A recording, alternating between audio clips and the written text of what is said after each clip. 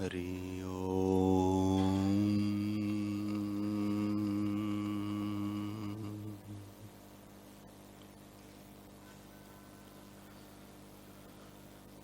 हरि ओम।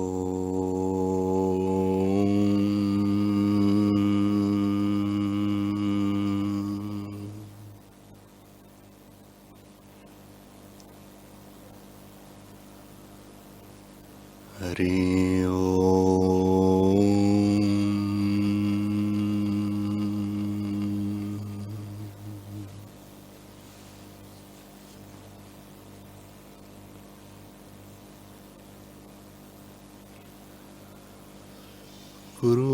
गुरुर्ब्रह्मा गुरुर्विष्णु गुरुर्देवो महेश्वरः गुरुर्साक्षात् परब्रह्म तस्मै श्री गुरवे नमः।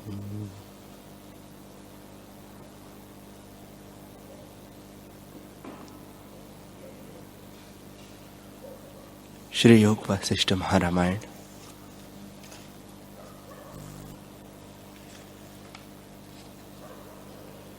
निर्वाण प्रकरण।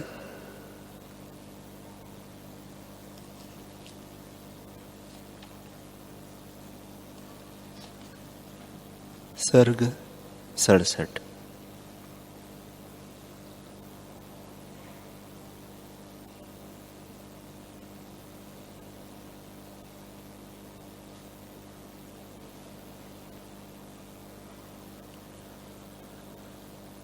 श्री वशिष्ठ जी बोले, हे रामचंद्र जी,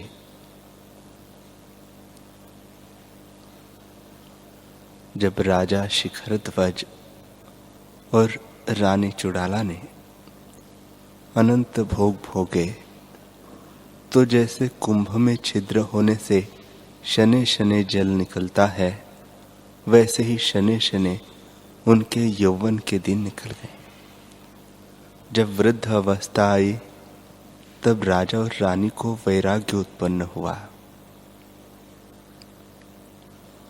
वैराग्य से वे यह विचारने लगे कि यह संसार मिथ्या है और विनाशी है, एक सा नहीं रहता, और ये भोग भी मिथ्या है। इतने काल तक हम इन्हें भोगते रहे पर तृष्णा पूर्ण न हुई, बढ़ती ही गई। हे रामचंद्र जी, इस प्रकार राजा और रानी वैराग्य से विचारते रहे कि यह भोग मिथ्या है और हमारी यौवन अवस्था भी व्यतीत हो गई है।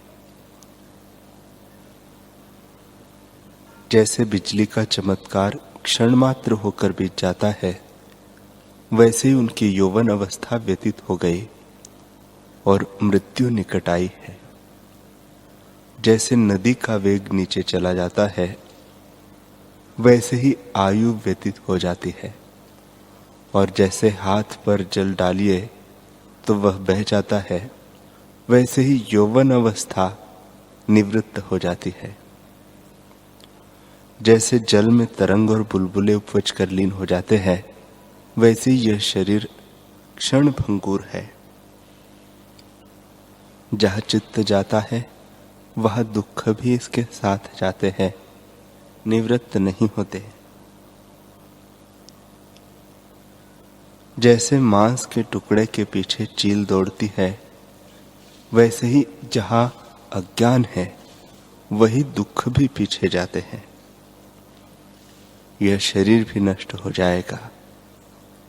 जैसे पका हुआ आम का फल वृक्ष के साथ नहीं रहता, गिर पड़ता है, वैसे ही शरीर भी नष्ट हो जाता है।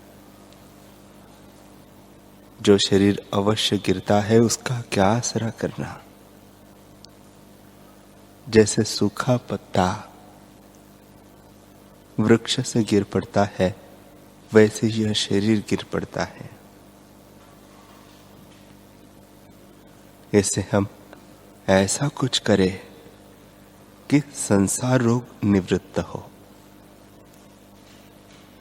यह संसार रूपी रोग ब्रह्म विद्या के औषध से निवृत्त होता है।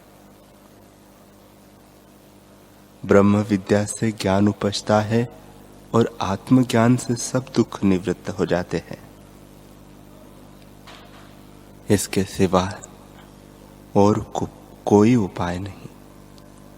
इसलिए आत्मज्ञान के निमित्त हम संतों के पास जाएं। ऐसे विचार करके राजा और चुड़ाला आत्मज्ञानियों के पास चले। वे आत्मज्ञान की बातें करते थे और आत्मज्ञान में ही चित्त भावना कर आपस में उसी का विचार और चर्चा करते थे। निदान वे ऐसे संतों के पास पहुंचे जो संसार समुद्र से तारने वाले और आत्मज्ञानी थे। उनकी पूजा करके उन्होंने उनसे प्रश्न किया। राजा और रानी उनसे ब्रह्म विद्या सुनने लगे कि आत्मा शुद्ध, आनंद रूप, चैतन्य और एक है, जिसके पाने से दुख निवृत्त हो जाते हैं। हे रामचंद्र जी, तब रानी चुड़ाला तत्व विचार में लग गई। वह राजा की कोई सेवा टहल करती तब भी उसके चित्त की वृत्ति विचार ही में रहती थी। वह यह विचारती कि मैं क्या हूं, यह संसार क्या है और संसार की उत्पत्ति किससे है। ऐसे विचार कर वह जानने लगी कि यह शरीर पंच तत्व का है, अतएव मैं शरीर नहीं हूं। शरीर जड़ है और कर्म इंद्रिया भी जड़ है। जैसे शरीर है वैसे ही शरीर के अंग भी है। ये चेष्टा ज्ञान इंद्रियों से करते हैं।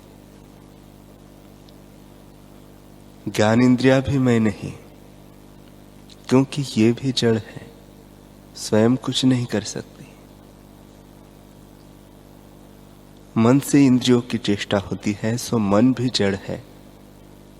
इससे संकल्प विकल्प बुद्धि से होता है। बुद्धि भी जड़ है, क्योंकि उसमें निश्चय की चेतना अहंकार से होती है।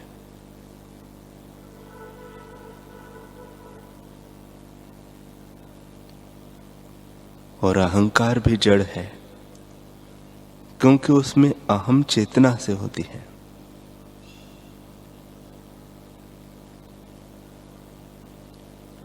वह चेतना भी जीव से होती है, वह जीव भी मैं नहीं हूं, क्योंकि जीवत्व स्फुरण रूप है और मेरा स्वरूप वासनाहीन, सदा उदय रूप और सन्मात्र है। मेरा बड़ा सौभाग्य है और कल्याण होने वाला है। इसी से चिरकाल के उपरांत मैंने अपना स्वरूप पाया है, जो अविनाशी, अनंत और आत्मा है।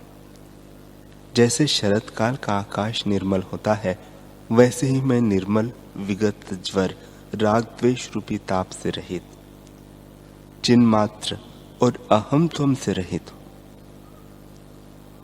मुझ में कोई वासना नहीं, इसी से शांत रूप हूं। जैसे क्षीर समुद्र मंदराचल के हटने से शांत रूप है, वैसे ही मैं चित्ते से रहित निश्चल और अद्वैत हूं। कभी मेरा स्वरूप परिणाम या विकार को नहीं प्राप्त होता। ऐसा जो चिन्मात्र पद है, उसको ब्रह्म ज्ञानियों ने ब्रह्म, परमात्मा और चैतन्य संज्ञा दी है। यह आत्मा ही मन, बुद्धि आदि दृश्य और संसार रूप होकर फैला है। यह स्वरूप से अच्युत है। चित्त के चेतने से इसमें नाना आकार भासित होते हैं, पर वे सब रूप आत्मा से भिन्न नहीं है। जैसे बड़े पर्वत के जो पत्थर और बट्टे होते हैं वे पर्वत से भिन्न नहीं होते, वैसे यह दृश्य आत्मा से भिन्न नहीं है। यह आकार ऐसे है जैसे गंधर्व नगर नाना आकार का हो भासता है, पर ज्ञानवान को एक रस है और अज्ञानी को भेद भावना है। जैसे बालक मृत्तिका के खिलौने हाथी, घोड़ा, राजा, प्रजा आदि बनाता है और जिसको मृत्तिका का ज्ञान है उसको मृत्तिका ही वे भासित होते हैं, भिन्न कुछ नहीं प्रतीत होता। वैसे ही अज्ञान से नाना रूप भासित होते हैं। अब मैंने जाना है कि मैं एक रस हूं। हे रामचंद्र जी, इस प्रकार चुड़ाला अपने को जानने लगी कि मैं सन्मात्र, अछेद्य, अदाह्य, स्वच्छ, अक्षर और निर्मल हूं। मुझ में अहम त्वम एक और द्वैत शब्द कोई नहीं और जन्म मरण भी नहीं। यह संसार चित्त से भासित होता है, वास्तव में आत्म स्वरूप है। देवता, यक्ष, राक्षस, स्थावर, जंगम आदि सब आत्म स्वरूप है। जैसे तरंग और बुलबुले समुद्र से भिन्न नहीं, वैसे ही आत्मा से कोई वस्तु भिन्न नहीं। दृश्य, दृष्टा, दर्शन ये भी आत्मा की सत्ता से चेतन है। इसकी अपने आप से सत्ता नहीं है। मुझ में अहम का उत्थान कदापि नहीं होगा, क्योंकि मैं अपने आप में स्थित हूं। अब इसी पद का आश्रय करके चिरकाल इस संसार में विचरूंगी।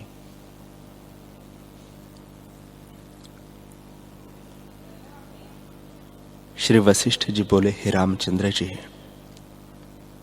फिर चुड़ाला जिसकी तृष्णा निवृत्त हो गई थी और जो दुख, भय और भोग वासना से निवृत्त होकर केवल शांत पद को पाकर शोभित हुई थी, पाने योग्य पद पाकर जानने लगी कि इतने काल तक मैं अपने स्वरूप से गिरी थी। अब मुझे शांति मिली है और सब दुख मिट गए हैं। अब मुझे कुछ ग्रहण और त्याग नहीं करना है। अब मैं अपने आत्म स्वभाव में स्थित हुई हूं। निदान एकांत में बैठ उसने समाधि लगाई। जैसे वृद्ध गौ पर्वत की कंदरा पाकर तृण और घास से बहुत प्रसन्न होती है, वैसे ही अपने आनंद स्वरूप को पाकर चुड़ाला उसी में अवस्थित हुई। हे रामचंद्र जी, वह ऐसे आनंद को प्राप्त हुए जिसको वाणी से नहीं कह सकते। तब रानी को देखकर राजा शिखर ध्वज को बड़ा आश्चर्य हुआ। वह बोला, हे अंगने, अब तुम फिर यौवन अवस्था को प्राप्त हुई हो और तुमको कोई बड़ा आनंद प्राप्त हुआ है। शायद तुमने अमृत का सार पान किया है, इससे अमर हुई हो, या किसी योगेश्वर से तुमने इस कला को प्राप्त किया है, अथवा त्रिलोकी का ऐश्वर्य तुम्हें प्राप्त हुआ है। क्या बात है? हे अंगने, तुम्हें कौन वस्तु मिली है? तुम्हारे चित्त की वृत्ति से ऐसा जान पड़ता है कि तुमने अमृत का सार पान किया है। वह त्रिलोकी के राज्य से भी कोई अधिक पदार्थ पाया है। तुम तो किसी ऐसे बड़े आनंद को प्राप्त हुई हो जिसका आदि अंत नहीं है। अब तुम में भोग वासना भी नहीं दिखती, शांत रूप हो गई हो। जैसे शरतकाल का आकाश निर्मल होता है, वैसे ही तुम में निर्मलता दिखती है। और तुम्हारे श्वेत केश भी बड़े सुंदर लगते हैं। इसलिए बताओ, तुम्हें कौन सी वस्तु हुई है? चुड़ाला बोली, हे राजन, यह जो कुछ दिखता है सो किंचन है। इससे रहित जो निष्किंचन पद है, उसको पाकर मैं श्रीमान हुई हूं। जिसका आकार निष्किंचन है और जिसमें दूसरे का अभाव है, उसी को पाकर मैं श्रीमान हुई हूं। और जो कुछ भोग है, उनसे रहित होकर अभोग भोग भोग कर उस भोग से तृप्त हुई हूं। अर्थात मैंने आत्मज्ञान और आत्मा में विश्राम पाया है, जिससे सदा शांत रूप और श्रीमान हूं। हे राजन, जितने ये राजभोग्य सुख है, उनको त्याग कर मैं परम सुख को भोगती हूं। और राग द्वेष से रहित होकर मैं ऐसी बनी हूं कि अस्ति भी हूं और नास्ति भी हूं। जो कुछ नेत्रों से दिखता है, इंद्रियों से जाना जाता है और मन से चिंतन होता है, वह सब स्वप्न सा मिथ्या है। मैं वहां स्थित हुई हूं जहां इंद्रियां मन की गति नहीं और अहंकार का उत्थान नहीं। उस पद को मैंने पाया है। वह पद जो सबका आधार, सबका आत्मा और सर्व अमृत है, उसका सार अमृत मैंने पान किया है। ऐसे मेरा कदापि नाश नहीं और कदापि मुझे कोई भय भी नहीं। हे रामचंद्र जी,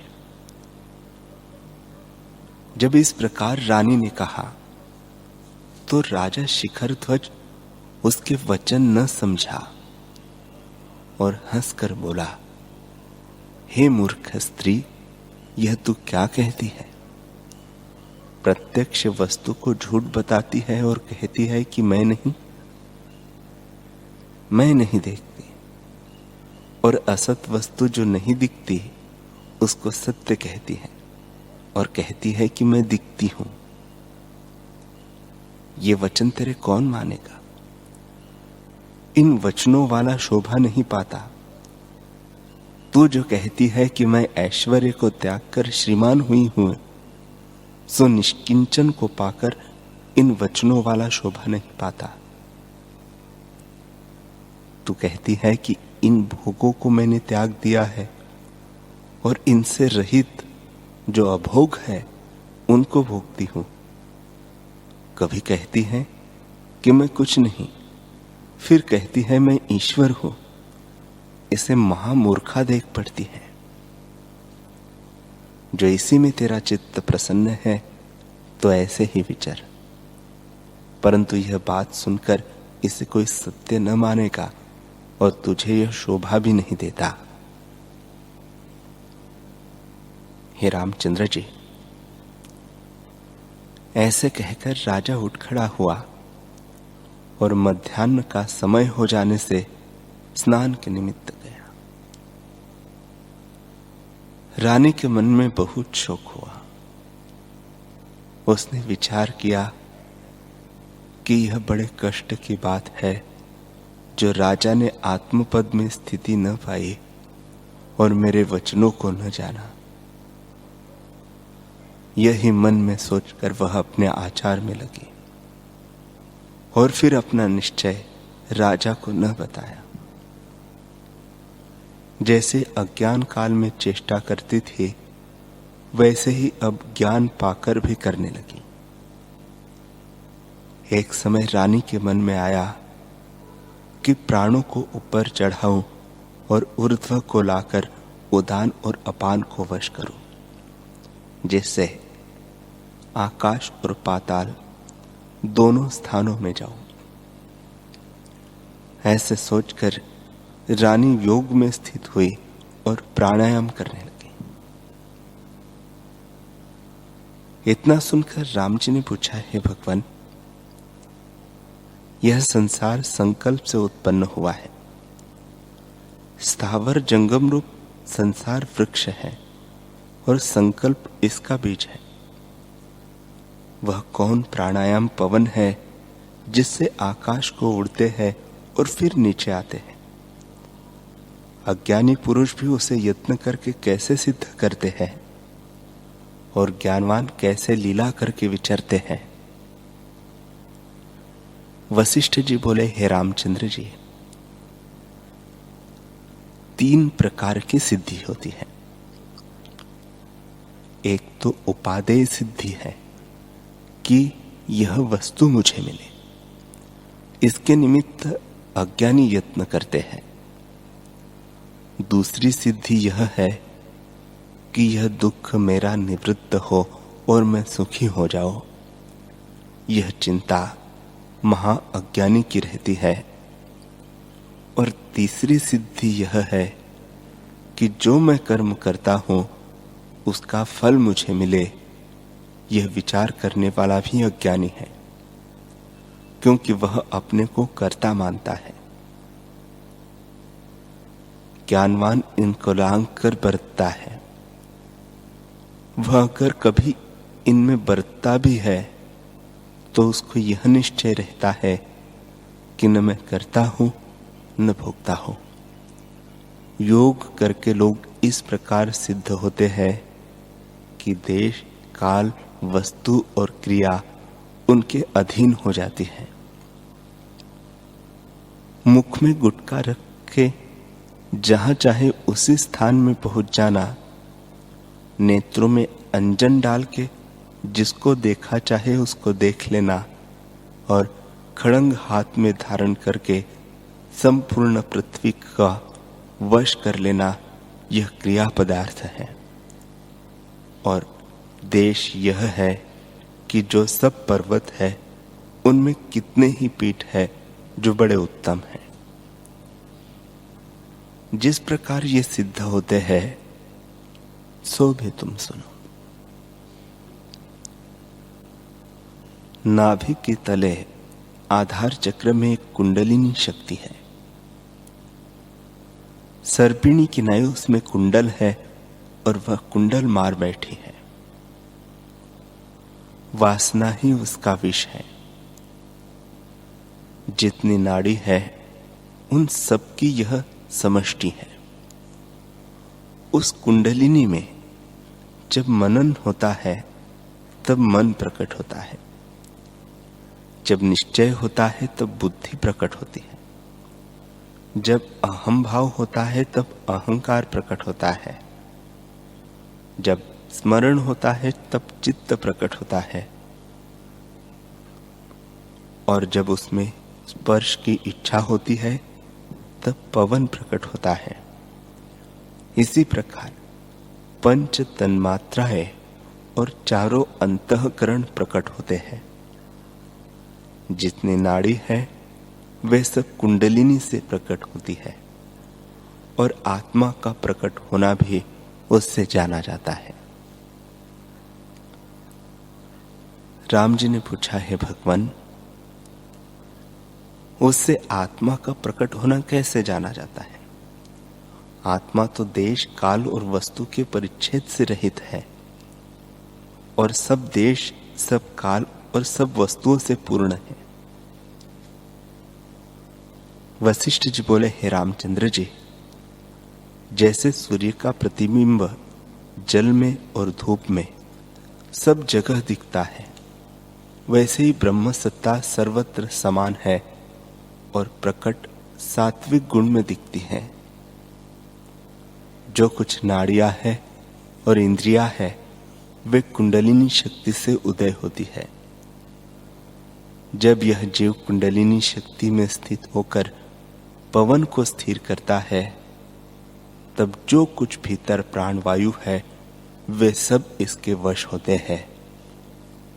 जैसे सब सेना राजा के वश होती है, उसी प्रकार सब इंद्रियां प्राण के वश होती हैं। जो प्राणवायु वश नहीं होता तो आधी व्याधि रोग उपजते हैं।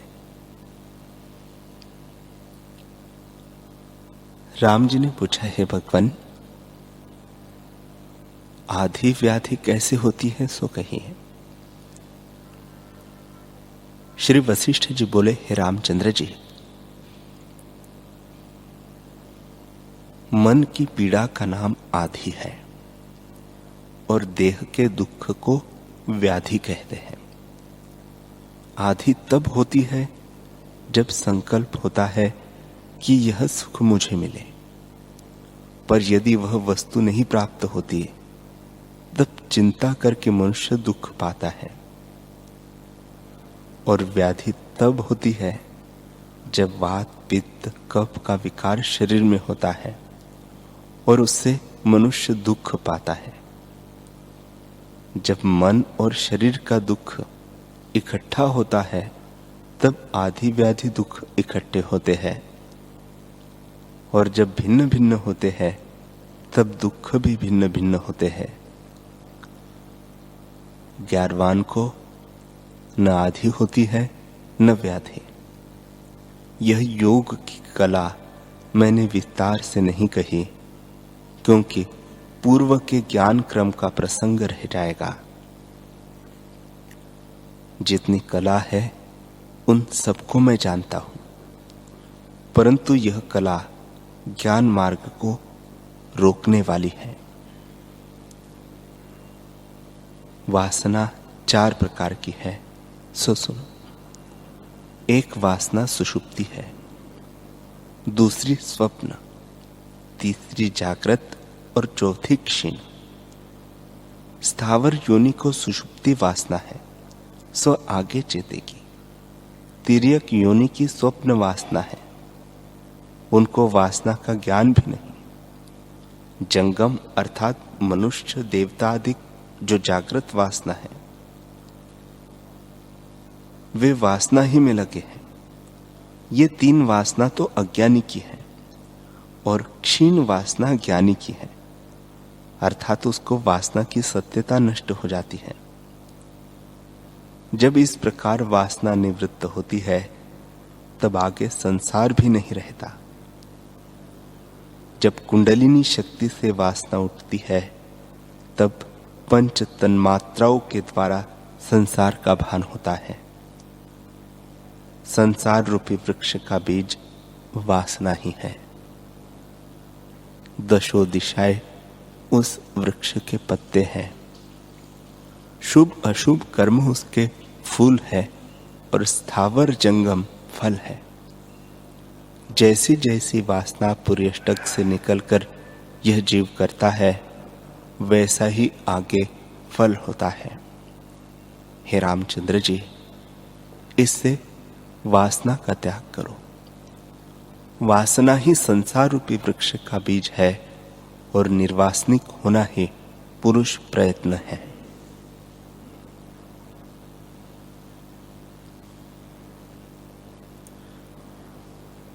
हरि ओम।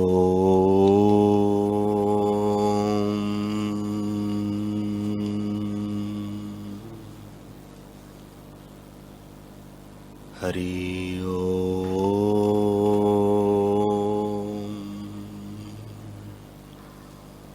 ओम सहना भवतु, सहनौ भुनक्तु, सह वीर्यं करवावहै, तेजस्विनावधीतमस्तु मा विद्विषावहै। ओम शांति शांति शांति। श्री सद्गुरुदेव भगवान की जय।